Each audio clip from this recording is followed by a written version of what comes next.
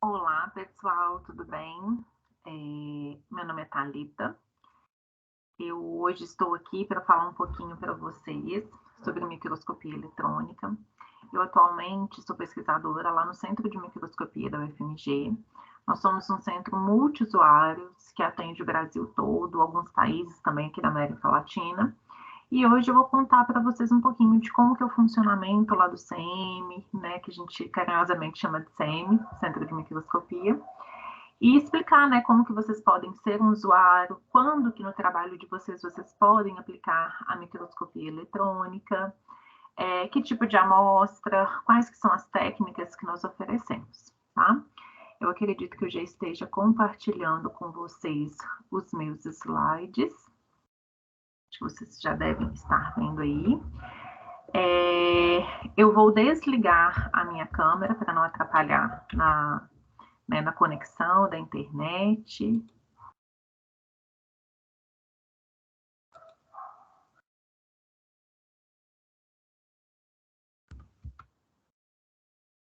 Um instante.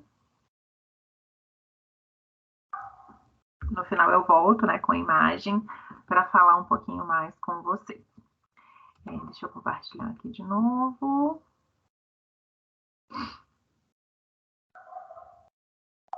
Ok.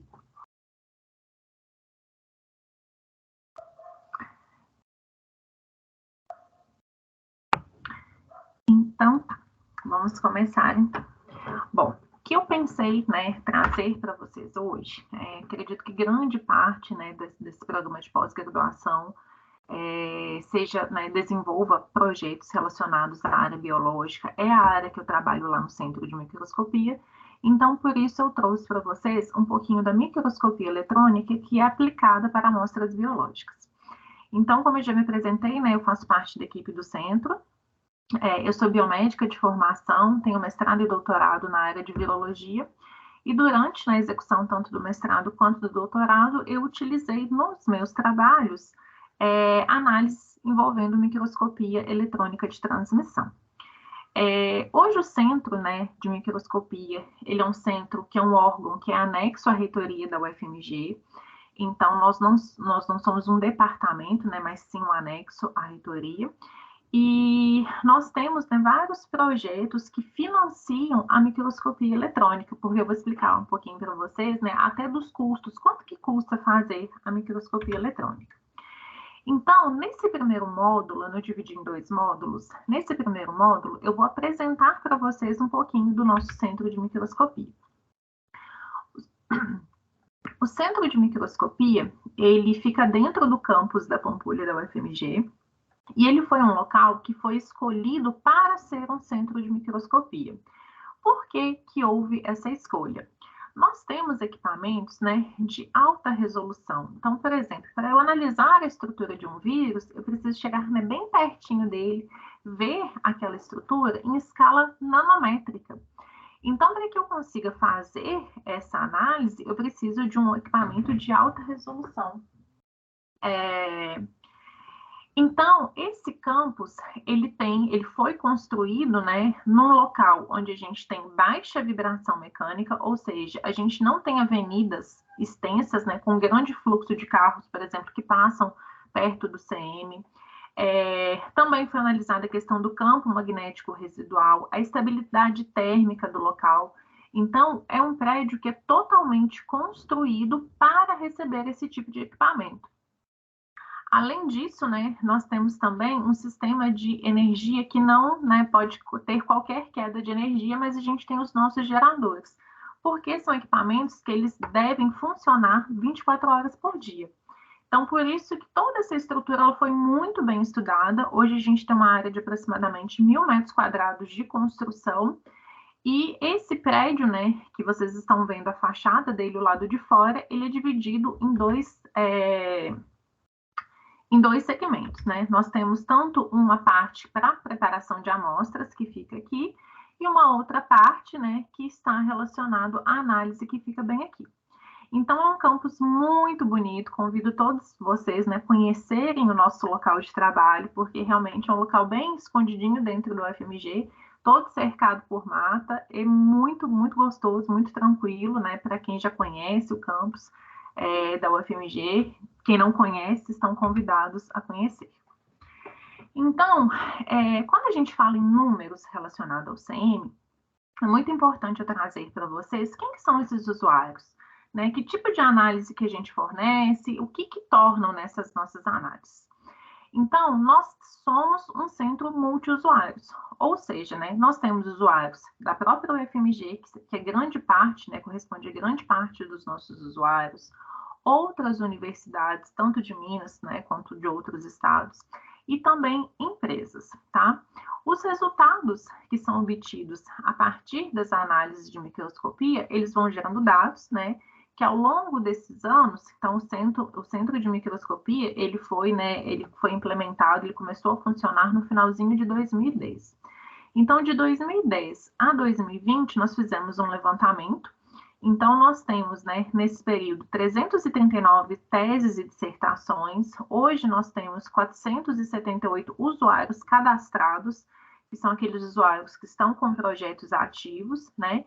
E, ao todo, nós temos 1.106 projetos. Então, às vezes, o mesmo usuário, ele acaba tendo um projeto distinto, e eu vou explicar para vocês o que é esse projeto, tá? E, além disso, né, nesses anos todos de funcionamento, os dados gerados, eles contribuíram para a publicação de 1.125 artigos. Ou seja, né, ao longo desses anos, muitas pesquisas elas foram feitas incluindo, né, análise de microscopia eletrônica. Em relação, né, ao CM em pessoas, nós temos uma estrutura que ela é dividida, né, por uma diretoria, que ela é renovada a cada 2 anos. Então, a gente tem o diretor e o vice-diretor. Além disso, a gente tem um conselho diretor, né, que esse conselho diretor ele vai também, né, constituir a própria diretoria. Nós temos uma coordenação científica, que é aquela coordenação que geralmente são professores que são especialistas nas áreas. Então, a gente tem para cada microscópio ou cada tipo de técnica, a gente tem um coordenador científico, né, que seja expert naquela técnica onde ele está coordenando. Além disso, nós temos, né, os técnicos que são da UFMG, né, que são alocados lá no Centro de Microscopia, bolsistas, estagiários e seletistas. Estagiários, bolsistas e seletistas, eles podem, né, no caso dos bolsistas, podem ser pagos com verbas de projeto. Então, nós temos diversos projetos que são aprovados, né, através do Centro de Microscopia. E como eu mostrei para vocês, nós também, né, prestamos serviços para empresas. Então, esse dinheiro que vai do atendimento, ele volta para o CM, né, na forma de pagamento, tanto de insumos quanto também desses bolsistas. Nossa coordenação, né, todo o corpo técnico do Centro de Microscopia, ele é muito diverso no quesito de formação. Então, nós temos pessoas, né, que são da Escola de Engenharia, do Instituto de Ciências Exatas, Ciências Biológicas, Geociências, Faculdade de Farmácia, Escola de Veterinária. Então, ele compõe, né, um centro que a troca de informações, né, ela acaba sendo muito grande, porque a gente tem pessoas, né, das mais diversas áreas.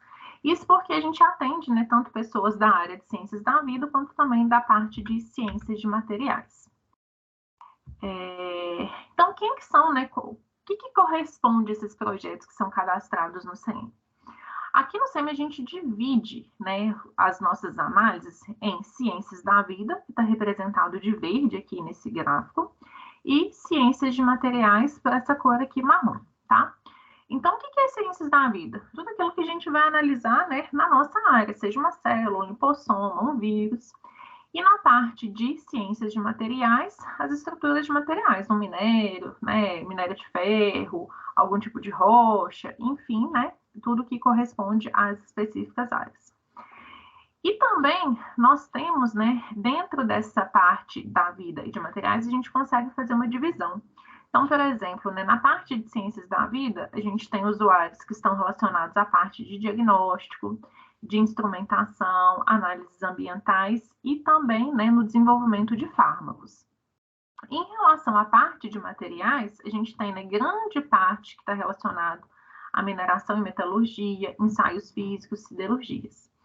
E, como eu disse para vocês, nós temos tanto usuários, né, da própria universidade e também a gente tem algumas empresas, que são aquelas empresas, né, que utilizam o centro para fazer essas análises. Então, nós temos empresas como a AngloGold, a Anexa, Cristália, né, que é uma empresa de medicamento, a Vale, entre outras empresas.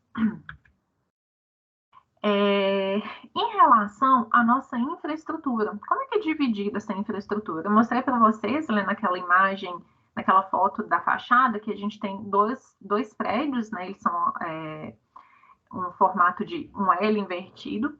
Então, essa primeira parte aqui é uma parte onde a gente tem tanto a parte dos escritórios, né, salas de reunião, e a parte de preparação de amostras. Já nessa parte aqui, é uma parte onde ficam os equipamentos. Então, com exceção da criomicroscopia, toda a parte de preparo de análise, de preparo de materiais é feito nesse bloco aqui, tá?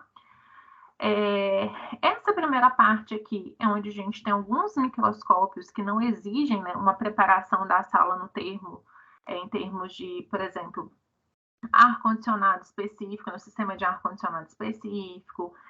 O chão ele não precisa ser totalmente preparado, porque não são equipamentos de ultra resolução. Nessa parte aqui, já é uma parte da sala onde a gente tem, né, os equipamentos, eles precisam desse preparo. Se vocês observarem, dentro dessa sala aqui, por exemplo, a gente tem um outro quadradinho aqui. Então, esse quadradinho aqui é onde a gente tem o preparo para receber o equipamento. Então, nós temos, né, aproximadamente 1,5 metro de uma caixa de areia que fica envolta, né, por um bloco de cimento. Para quê? Para que absorva qualquer tipo de vibração que possa ter. E isso, acreditem, né, isso interfere muito na análise. O sistema de ar-condicionado aqui também ele é todo diferente para que a gente não tenha um deslocamento muito rápido do ar. Então, todas essas salas aqui, elas são as salas onde a gente faz as análises de microscopia eletrônica. Então, aqui a gente tem, né, microscópios de eletrônicos de transmissão e varredura. A gente tem o FIB, né, onde a gente tem feixes iônicos, onde você pode fazer, inclusive, corte nas amostras. Tem a parte, né, do analisador de minerais. Isso é muito utilizado por aquelas empresas, né, de mineração que eu falei para vocês, entre outros tipos de microscópios e técnicas também que a gente pode oferecer, né, a partir de um microscópio. Então, aqui eu vou mostrar rapidamente para vocês. Nessa imagem aqui, vocês conseguem ver, né, a diferença do chão. Então, isso que eu falei, né, da caixa de areia e do bloco, que vai minimizar o impacto desse microscópio. Esse daqui, no caso, é um microscópio de varredura. Esse daqui é o FIB, né? E aqui são os dois microscópios que a gente tem, né, microscópio de transmissão. Nessa foto aqui dá para ver melhor ainda, ó. Então, essa separação aqui, essa parte laranja, é onde o microscópio ele realmente fica alocado para que não tenha, né, que o impacto de qualquer tipo de vibração ele seja minimizado. Bom, como ser um usuário do centro de microscopia? Qualquer um pode ser, né, usuário do centro de microscopia. Essa daqui é um pequeno esboço, né, da nossa página, do nosso site, né? Então, à minha esquerda aqui, eu tenho essa barra, né, esse menu, e aqui vocês podem observar, né, que a gente tem a parte de cadastro de projeto. Caso, né, onde vocês se interessem em utilizar o centro de microscopia, a primeira coisa que vocês precisam fazer é enviar um projeto. É um projeto muito simples, onde vocês vão contar, né, a história da sua amostra. Então, o que é a sua amostra, que tipo de técnica que você quer fazer, por que você quer utilizar o centro de microscopia. Então, isso daqui ajuda muito a gente a orientar os usuários na escolha da técnica. Embora a microscopia elas sejam técnicas, né, que são bastante utilizadas já há muito tempo, muitas vezes o usuário ele não entende, ele confunde muito com a parte de histologia, né? Então, aqui a gente tem que orientar qual vai ser o tamanho, qual tipo de amostra, como que vai ser feita a fixação. Então, essa parte do projeto é uma etapa onde a gente consegue auxiliar, né, o usuário a escolher, né, definir a melhor técnica a ser utilizada. Então, depois que você faz o projeto, ele é avaliado, né, pela nossa comissão técnica científica. Sendo aprovado, você está apto a fazer o cadastro de amostra. Por que a gente faz sempre esse cadastro de amostra? Nesse cadastro, você vai escolher sua técnica, você vai falar tudo que você quer fazer com a sua amostra, o microscópio, o equipamento que você quer utilizar, e isso vai gerar um código. Então, todas as nossas amostras, tudo que entra no centro de microscopia é codificado. Então, por exemplo, eu fiz uma amostra hoje, né, que vai me gerar um código. Daqui 3 anos eu quero voltar naquela amostra, eu tenho um código dela. Então, pelo código eu consigo rastrear, né, esse tipo de amostra. Feito o cadastro, o preparo, você vai fazer agendamento, né, tudo feito pelo site. Depois que a sua amostra estiver liberada, você faz as sessões, né? Uma coisa que a gente já fazia, né, até mesmo antes da pandemia, e com a pandemia isso otimizou muito, né, os usuários estão gostando bastante, é a questão da possibilidade de sessão remota.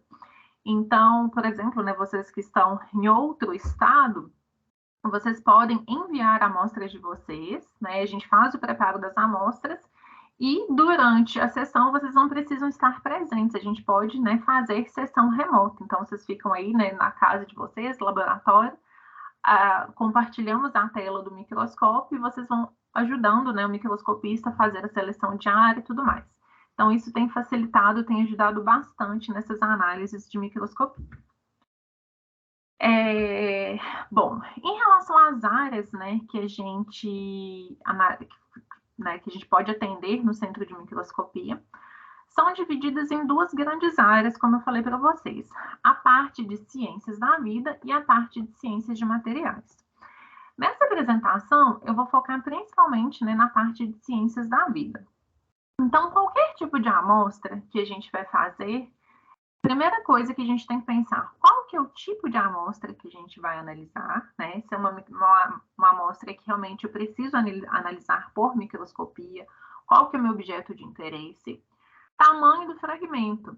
A gente está falando de coisas muito pequenas, né? Então, essa terceira imagem aqui, por exemplo, é uma mitocôndria. Então, eu estou falando de escala nanométrica.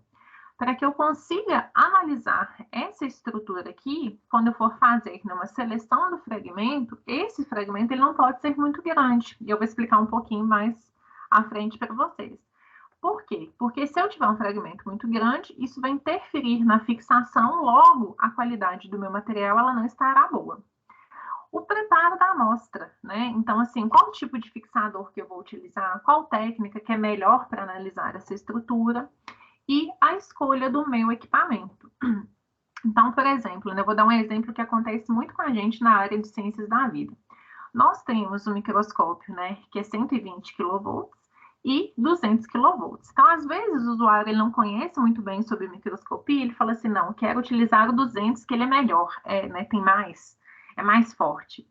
E aí acaba que as amostras de ciências da vida, se a gente coloca lá no microscópio, não suporta, né, a intensidade do feixe. Então, por mais que seja um microscópio mais potente, para a gente não é a melhor escolha.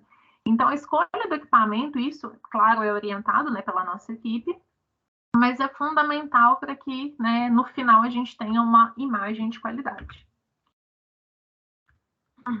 Bom, quando a gente fala, né, de amostras para preparação de microscopia, a gente separa, né, essas amostras em fases, né, tanto pré-analítica, analítica e pós-analítica. Então, a fase pré-analítica é muito importante, seja na parte do desenho experimental, de buscar, né, artigos que já tenham utilizado a técnica. Às vezes, por exemplo, chega uma contrastação negativa para a gente fazer. Aí a pessoa não sabe qual que é o melhor tipo de contrastante que utiliza. Então, a busca nos artigos científicos, ela é fundamental para que a gente tenha um bom resultado lá na nossa análise. Escolha da técnica, o tipo de material a ser analisado, isso tudo faz parte do planejamento experimental, né? O cadastro de amostra, para aquele cadastro, ele contém, né, realmente todos os dados, a identificação da sua amostra, o tipo de processamento que você fez com a sua amostra, porque é onde a gente, se der algum tipo de erro, a gente consegue rastrear o que aconteceu lá nessa fase. E também a entrega das amostras, né, que é certificar que elas estejam realmente acondicionadas na temperatura, que sejam entregues no fixador, ou geralmente a gente entrega no tampão. Então, isso tudo faz parte dessa etapa pré-analítica. Essa fase analítica, a gente divide, né? É uma fase que ela pode ser feita fora do CM, no contexto da fixação do material, colheita do material, infiltração, quando for o caso, e qualquer outro tipo de processamento que isso é de responsabilidade do usuário. Então, por exemplo, os fixadores para microscopia eletrônica, eles são específicos. Às vezes, a gente chega, né, com uma pessoa querendo fazer microscopia com tecido que foi fixado em formol. Então, a qualidade dessa fixação, ela não vai ser nem de perto, né, quando a gente utiliza um fixador específico, como, por exemplo, o glutaraldeído, Karnowski, né, que são os fixadores que a gente utiliza. Então, isso tudo é de responsabilidade. A gente pode até fazer nessa análise, mas a gente sempre deixa claro que a obtenção, né, o final, o resultado final, ele não vai estar tão bom, né, quando poderia estar. Então, por isso que volta, né, na parte pré-analítica, no desenho experimental. Então, se lá na frente você planeja em algum momento do seu experimento fazer microscopia, você já tem que se atentar à coleta daquele material, como que vai ser a fixação daquele material. Bom, em relação à etapa que é feita no centro de microscopia, isso tudo vai depender da técnica escolhida. Então, por exemplo, né, para microscopia eletrônica de transmissão, o usuário faz a fixação primária e nós, né, vamos realizar a fixação secundária, seguido de desidratação, metalização. Se for na parte de crio, a gente faz o congelamento.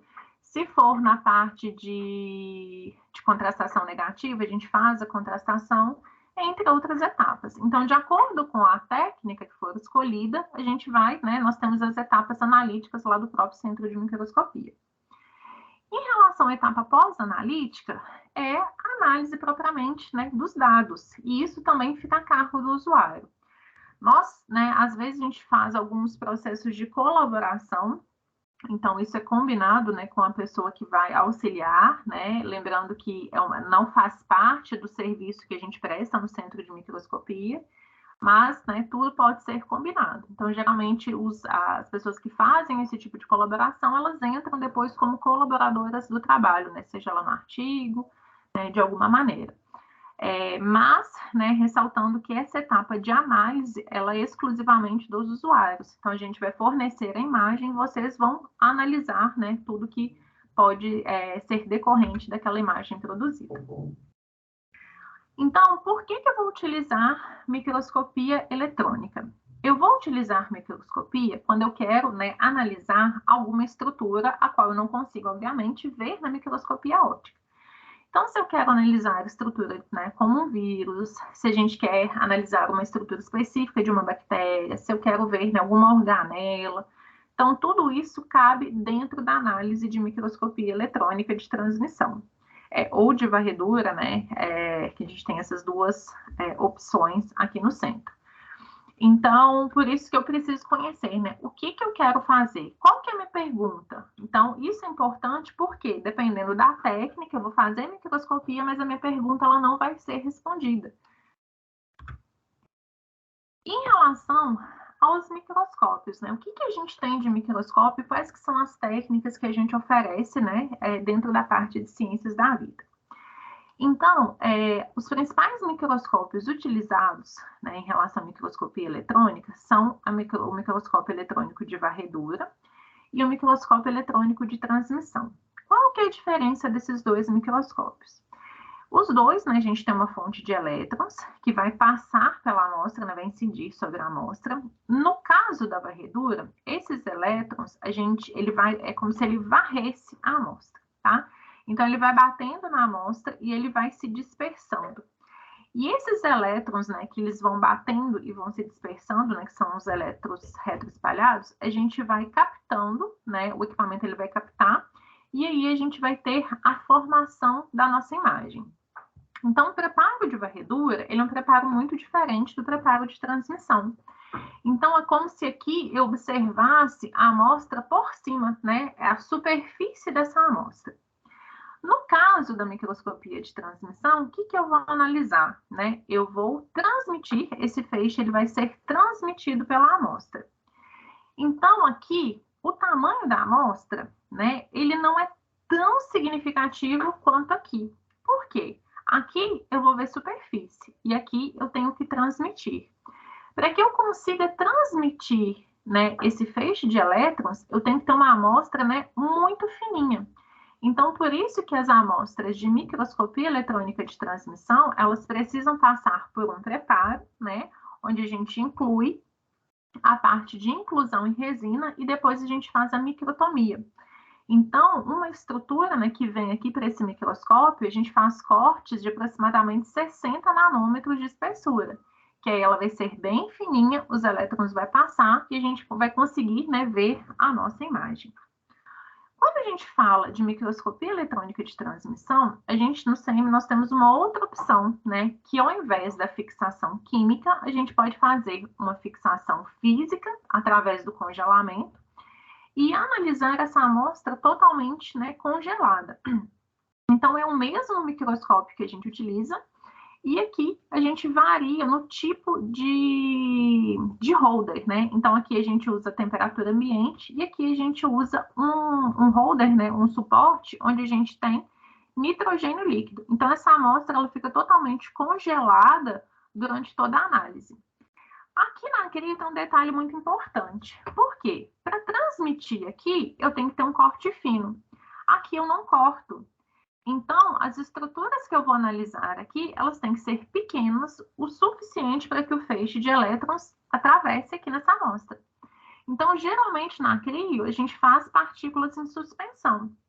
Então, a gente pode analisar micelas, vesículas extracelulares, lipossomas, alguns vírus, né, desde que eles sejam pequenininhos. Eu falo pequenininhos porque eu já trabalhei com vírus que são muito grandes, os vírus gigantes, e aí a gente não consegue observar, né, detalhes da estrutura porque ele é muito grande aqui, então é quase impossível a gente conseguir ver esses detalhes. Então, a crio também é uma outra opção que nós oferecemos aqui no Centro de Microscopia. Bom, apresentadas as técnicas, então, né? Agora eu vou falar um pouquinho para vocês das microscopias, preparos de amostra. Então, vou começar pela microscopia eletrônica de transmissão. Quando a gente faz, né, a microscopia eletrônica de transmissão, nós podemos fazê-la, né, através da fixação química e através da fixação física, né, que é por crio. Então, a fixação química, ela inclui algumas etapas. Então, desde a fixação, por que eu tenho que fixar as estruturas? Para que a gente, por exemplo, né, você está coletando uma célula que está com determinado fármaco e você quer analisar naquele determinado momento para você ver a interação entre organelas, via de distribuição daquele fármaco. Então, você fixa para que a célula, né, fique paradinha naquele momento. Nós também temos uma etapa de desidratação. Por que a gente faz a desidratação? Porque se eu colocar uma amostra hidratada no microscópio com elétrons, então a gente vai ter uma reação indesejada. Então, eu preciso retirar, né, toda a água dessa célula para que eu consiga levar no microscópio. No entanto, se eu somente desidratar essa amostra ainda não vai resistir à passagem do feixe de elétrons. Então, eu preciso colocar essa amostra num polímero, né, numa resina, que vai deixar, né, aquela amostra mais apta, né, mais resistente ao feixe de elétrons. Além disso, eu preciso, né, cortar. Por quê? Eu preciso de uma amostra muito fininha para que o feixe de elétrons consiga transmitir através daquela amostra. Então, a gente precisa de fazer a etapa de microtomia. E por fim, né, após todas as etapas, nós realizamos a sessão, que é a análise daquele nosso material. Então, quando a gente fala de fixação de amostra, a gente tem que pensar que amostras biológicas, a gente tem aproximadamente, né, 80% de água nessa composição. Se a gente não fizer esse processo, né, tanto de fixação quanto de desidratação, essa amostra ela não vai resistir à passagem dos feixes de elétrons. Além disso, né, quando a gente faz, por exemplo, eu não fixei e já fiz a desidratação, essa desidratação ela vai gerar artefatos. Então, por isso que a primeira etapa é fundamental que eu faça a fixação química, né, ou fixação física, no caso lá da crio. Então, a fixação química, ela é feita aqui nos nossos protocolos em duas etapas. A fixação primária, que fica a cargo do usuário, e a fixação secundária, que é feita, né, por nós, os técnicos lá da preparação de amostra. Então, em relação à fixação primária e fixação secundária. Então, esse processo de fixação, o que a gente vai fazer? A gente vai estabilizar as estruturas celulares. Geralmente, nós utilizamos, né, fixadores não coagulantes, então a gente utiliza os aldeídos, né, o glutaraldeído é o nosso fixador primário, e depois a gente faz uma fixação contra tetróxido de ósmio, que aí a gente já faz lá no CM. Então, esse daqui, né, é um exemplo onde vocês podem observar que a gente tem uma fixação das estruturas e preservação dessas estruturas. Então, a gente vai ter uma ligação desses fixadores com as proteínas que compõem o nosso material. Então, a gente tem uma estabilidade maior, né? Então, por isso que eu falei, a gente consegue analisar, né, um determinado momento que a gente quer, né, observar na nossa amostra. Embora, né, a fixação química ela tenha essa questão da estabilidade, a gente vai conseguir analisar, as estruturas elas mudam um pouquinho. Então, essa diferença a gente vê principalmente em comparação com a acrio, porque a acrio, eu pego aquela célula in natura, né, aquela estrutura in natura, vou fixar, então é como se a gente analisasse a amostra mais perto do in vivo, né, e sem nenhum tipo de interferente químico. Mas todas essas análises aqui, né, por mais que a gente tenha essa interferência, a gente consegue fazer, né, muita coisa com a microscopia eletrônica. Quando, né, uma outra questão que é muito importante, quando a gente vai fazer a fixação, é o tipo de amostra que a gente vai utilizar. Então, para a transmissão, né, fixação química, geralmente a gente recebe tecido, célula em suspensão, às vezes, né, uma determinada estrutura purificada. Então, começando por esses dois exemplos aqui.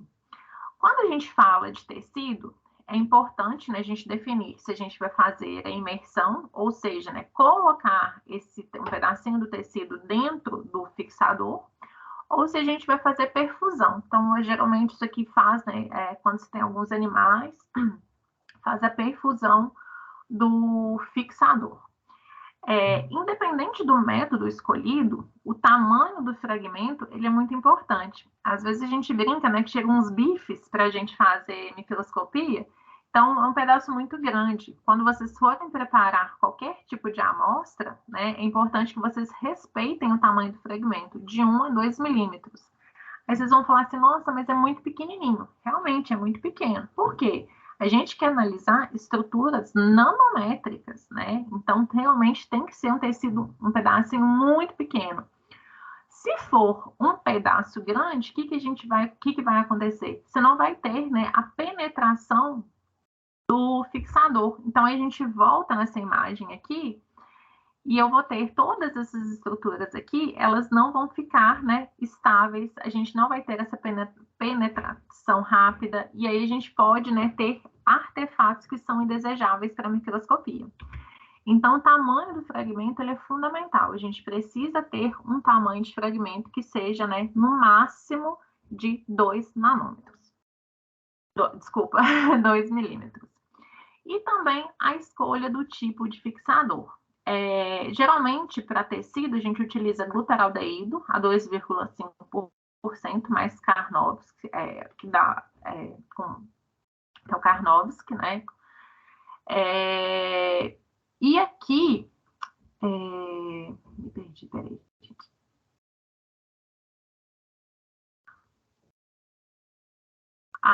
Aqui é muito importante, desculpa, a utilização desse fixador para a microscopia eletrônica. Como eu falei para vocês, às vezes a gente tem glutaraldeído que não é para microscopia eletrônica. Tem gente que faz, né, a fixação com formol. Então, o resultado não vai ser o mesmo. Aqui a gente vai ter artefatos, as estruturas elas não estarão bem preservadas. Em relação às células, pode ser tanto células aderentes ou em suspensão, Quando for células aderentes, é importante que a gente faça a fixação antes de raspar, né? Nunca utilizar, por exemplo, uma solução de tripsina para soltar essas células, porque a gente vai mudar totalmente a morfologia delas. Então, se for em suspensão, você pode, né, centrifugar essas células, fazer a fixação. Em relação à quantidade de células, o que é importante? Um pellet visível. Por quê? Às vezes chega para a gente assim, um tantinho de célula, e aí a gente não consegue, né, no final, ter uma quantidade de células boas, né, para a gente analisar. E aqui, geralmente, a gente utiliza o mesmo fixador, glutaraldeído 2,5%. Bom, após o processo, né, de fixação primária, que é feito pelos usuários, a gente faz uma segunda etapa, né, que é a etapa de fixação secundária. Então, aqui a gente utiliza o ósmio a 2%, né, e a gente também já contrasta essa amostra em bloco. A gente utiliza o acetato de uranila a 2%. Esse contrastante aqui, a gente utiliza, né, porque se a gente fosse analisar as células naturalmente, né, sem nenhum tipo de contrastante, nós observaríamos células transparentes. Então, a gente precisa dar contraste para esse tipo de amostra biológica. Depois dessa etapa de desidratação, de fixação secundária e contrastação, a gente vai para a parte de desidratação. Como que é feito essa parte? Então, nós começamos, né, com uma concentração de álcool de 30% e a gente vai aumentando essa concentração até a gente chegar, né, no álcool 100%, seguido de acetona 100%. Então, essa parte a gente vai retirando a água das células, das amostras. Então, por que para a célula a gente tem que ter um pellet visível? Imagina se a gente tem só uma bolinha aqui e a gente vai fazer todas essas etapas de lavagem, né? Porque o que a gente faz? A gente coloca a solução, espera um tempo, né, 10 minutos, e retira. E a gente repete isso 2 vezes. Então, tem uma perda de material ao longo dessas etapas. Então, se a gente não tiver um pellet visível para as células, vai chegar aqui e a gente vai ter, sim, pouquíssimas células, que aí vai ficar difícil tanto lá na parte de microtomia, quanto também lá na parte de análise. Então, esse processo de desidratação, como eu falei para vocês, ele vai dar resistência ao vácuo, né, porque a gente vai tirar, né, toda a parte de água, e a gente vai permitir que a gente consiga incluir, né, essa amostra em resina. E a resina, por que a gente precisa incluir? Porque a gente vai fazer a ultramicrotomia, né, que são os cortes, e também ela vai dar resistência ao feixe de elétrons. Então, uma etapa, ela é muito dependente da outra. Então, são etapas que são bem laboriosas, né, são etapas, digamos, bem artesanais. Então, fazer microscopia eletrônica, vocês não vão entregar a amostra lá na segunda e na sexta, vai estar pronta para analisar, porque todas essas etapas aqui, elas demoram. Então, geralmente, uma amostra, quando vocês entregam, vocês vão analisar, né, quase um mês depois.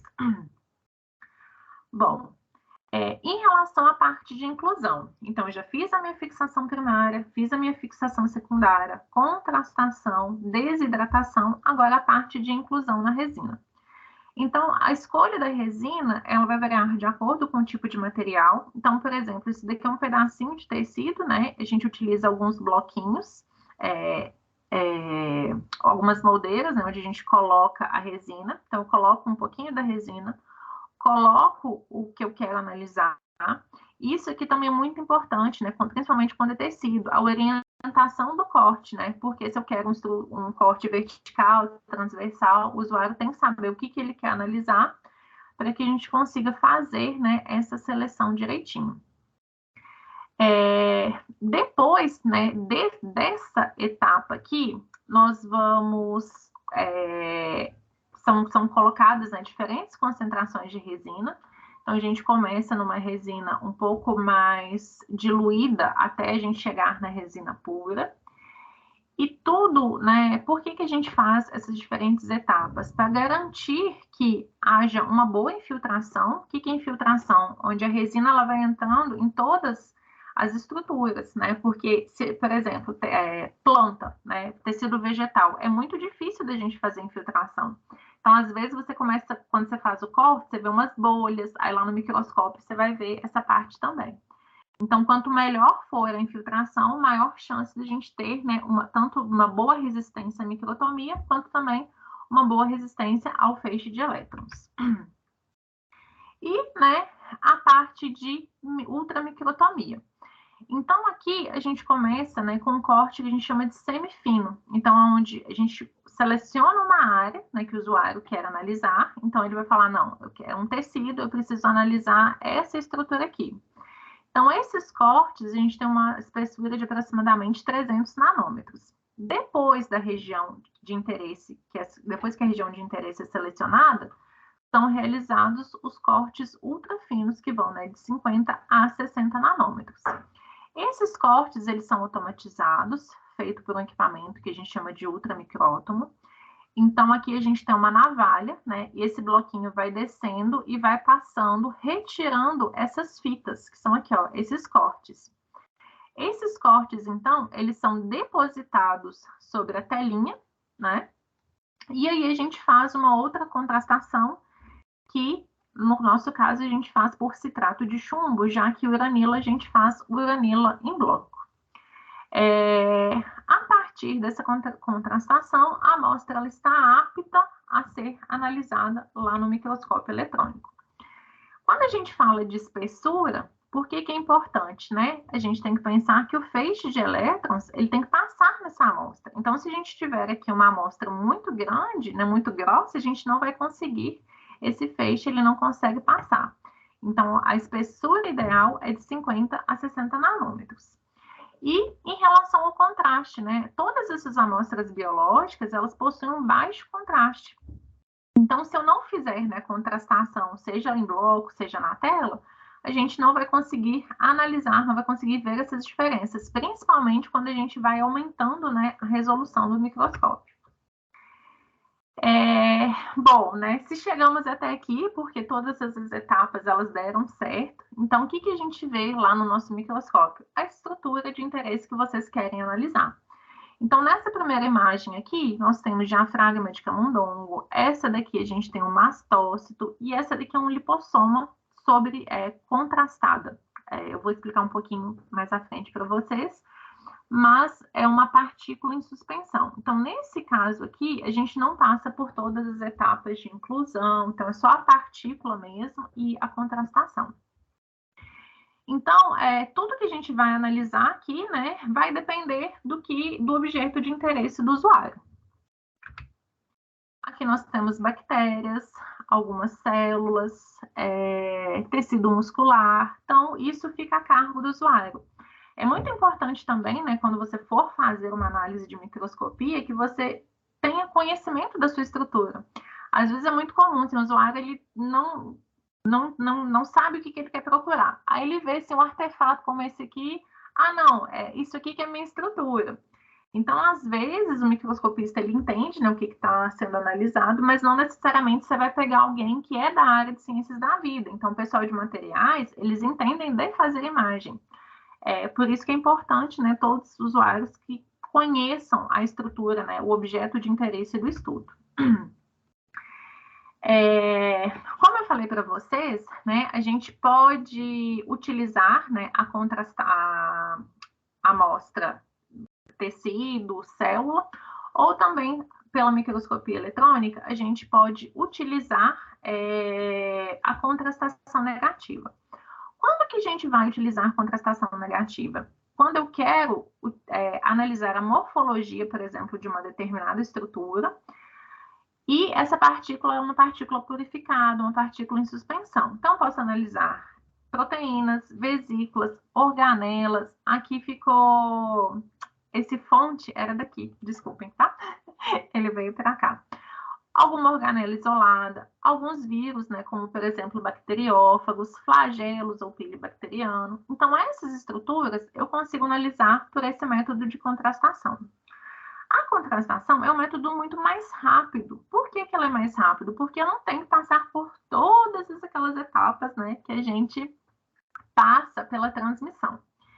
Então, para fazer fazer a contrastação, eu pego uma pequena quantidade dessa amostra, geralmente a gente utiliza 3 microlitros, para vocês verem que é bem pouquinho. Coloco essa amostra sobre uma grid, vou retirar o excesso para que a gente tenha um filme fino dessa amostra, né? E depois vou contrastar. Por que eu preciso contrastar? Porque senão não vou enxergar nada lá no meu microscópio. E aí depois eu seco, né, retiro esse excesso de material de contrastante, que no caso eu posso fazer com acetato de uranilo, ácido fosfotúngico, então depende da escolha do contrastante. E aqui, né, o que a gente vai observar? Geralmente, vou voltar aqui para vocês, as amostras de quando a gente tem o corte, o que a gente observa, né?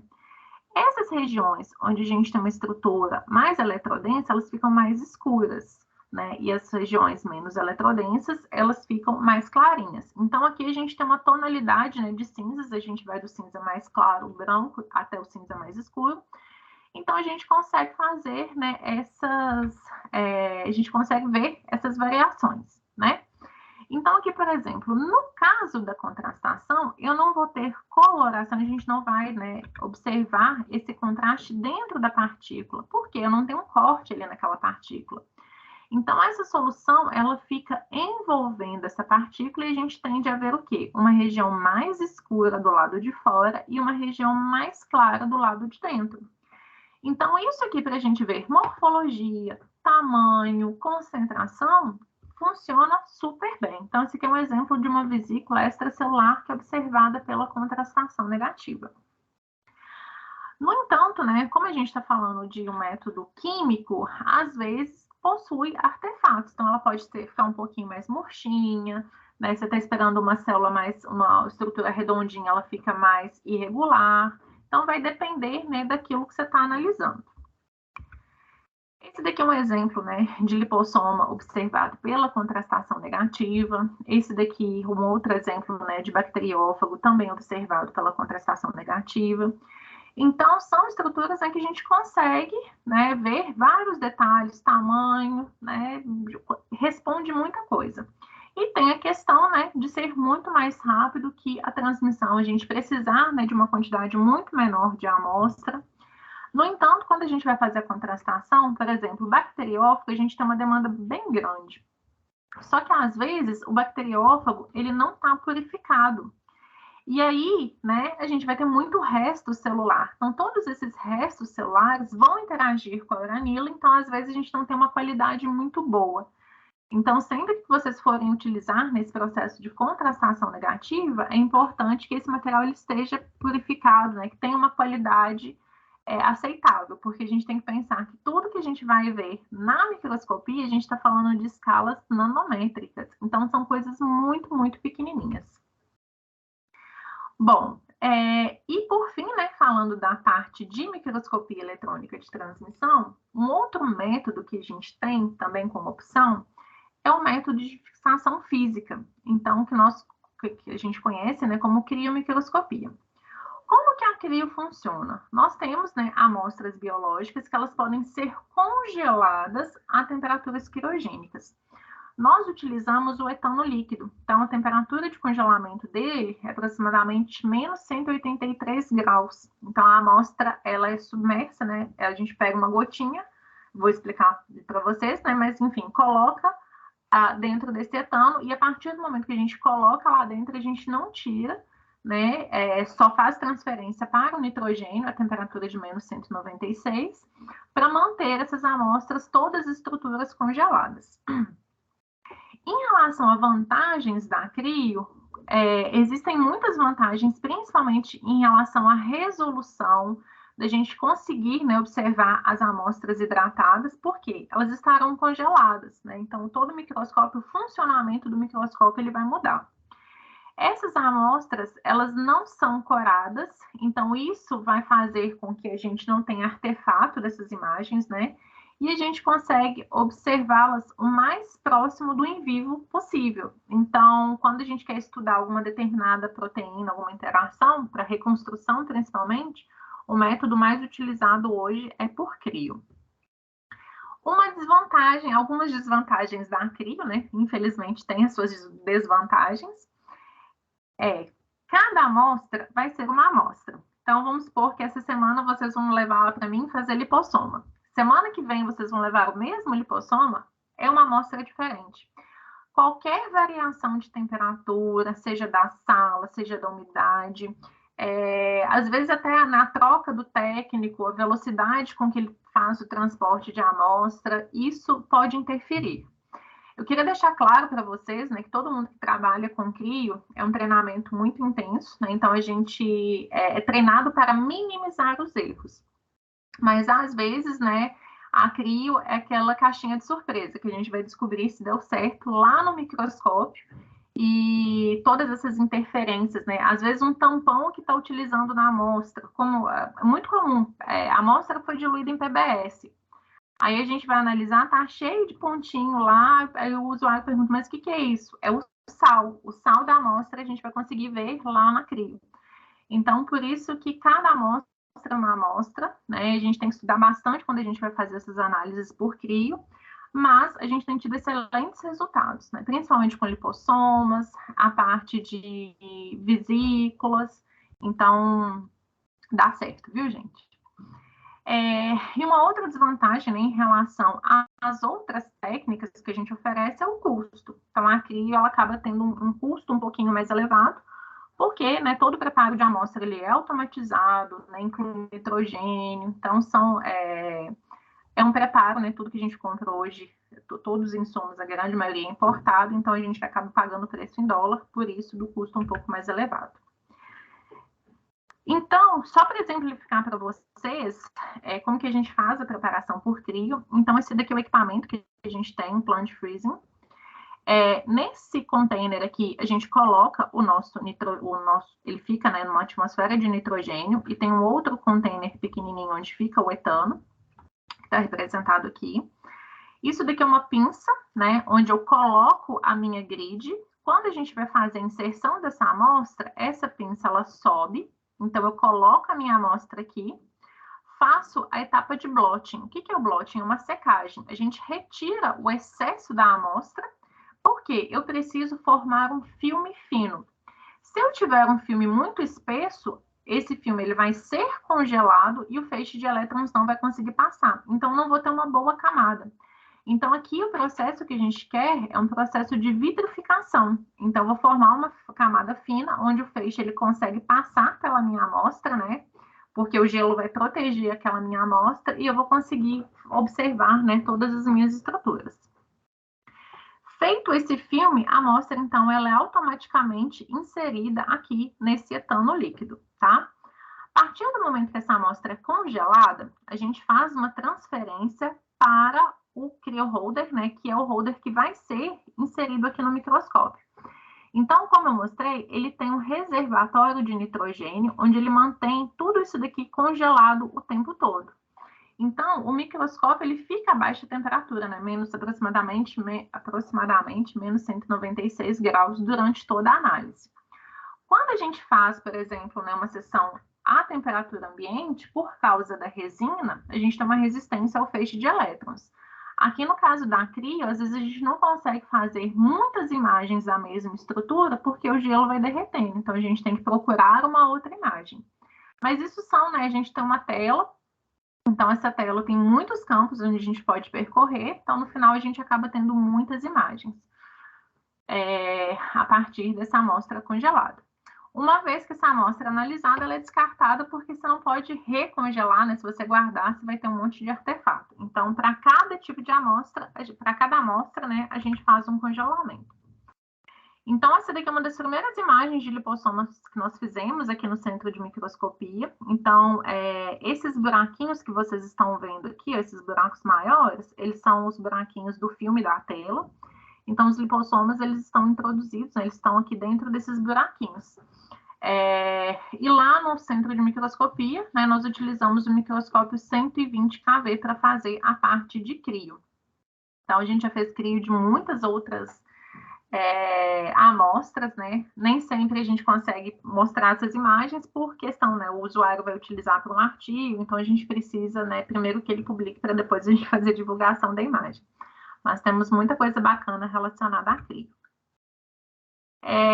Todas as nossas sessões, elas podem ser remotas ou presenciais. Então, a gente utiliza, por exemplo, a sessão remota, né, pelo Skype, Google Meeting. Que acontece? O microscopista, ele compartilha a tela. Então, se o microscopista está nesse campo aqui durante a sessão, é o mesmo campo que você vai ver lá na sua casa, tá?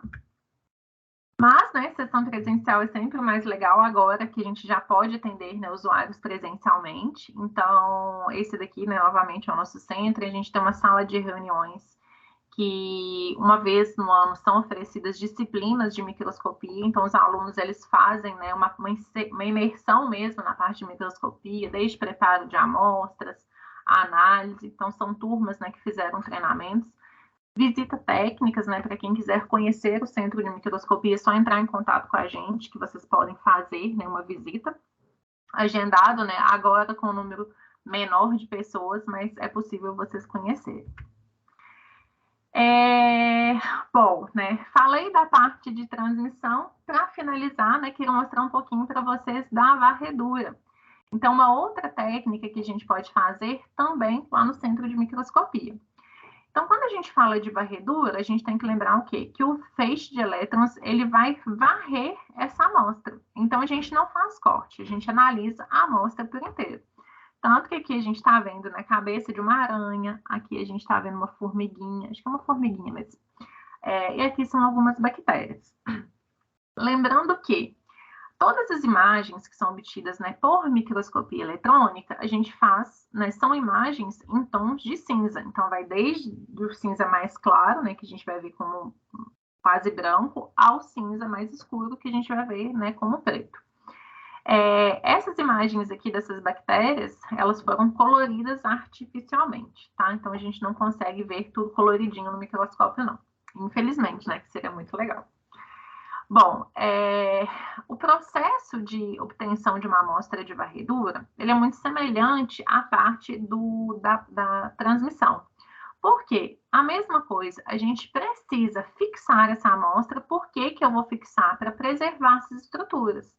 Então, se eu pego essa cabeça de aranha aqui sem fazer fixação, eu não vou ver nada, né? Porque a hora que o feixe bater aqui, vai, né, quebrar, vai desestabilizar tudo. Conferir resistência ao vácuo, né? Porque se a gente tiver água, também não vai dar certo. E nós precisamos fazer um processo de metalização. Por que a gente faz esse processo de metalização? Para aumentar a condutividade, dar estabilidade. Então, para conseguir ver essas estruturas, a gente precisa fazer esse processo de metalização. Então, as amostras para varredura, elas são colocadas em suportes, né, que a gente chama de stubs. Depois, né, de ser feito toda a parte de secagem das amostras, né, de desidratação, aliás, depois ela passa por uma secagem e, seguida, a gente passa por um processo de metalização. Então, essa aranha que vocês observaram lá, é essa aqui, ó. Ela foi passada por um processo de metalização com ouro e paládio.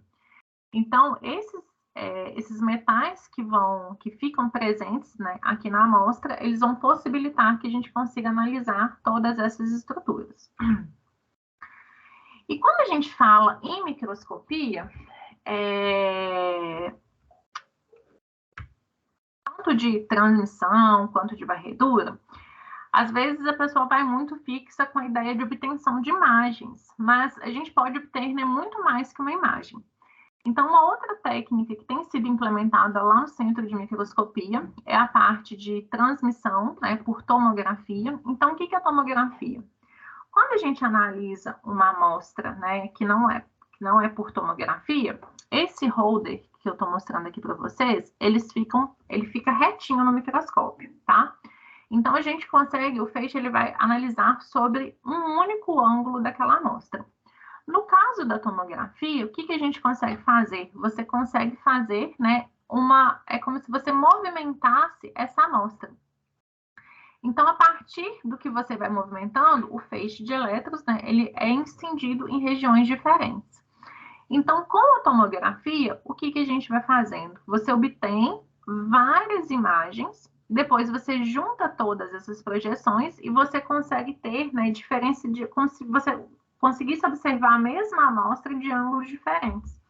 Então, isso auxilia no processo de reconstrução de imagens. A gente tem visto, né, na literatura, as publicações cada vez mais têm utilizado esse tipo, né, de análise para estudar determinadas estruturas, porque aí você não vê, né, em um plano só, você já vê num plano tridimensional. Além disso, né, não é muito utilizado para a área de ciências da vida, mas também é uma possibilidade, a parte de EDS, né, é que é onde a gente vai analisar, por exemplo, a composição dos nossos materiais.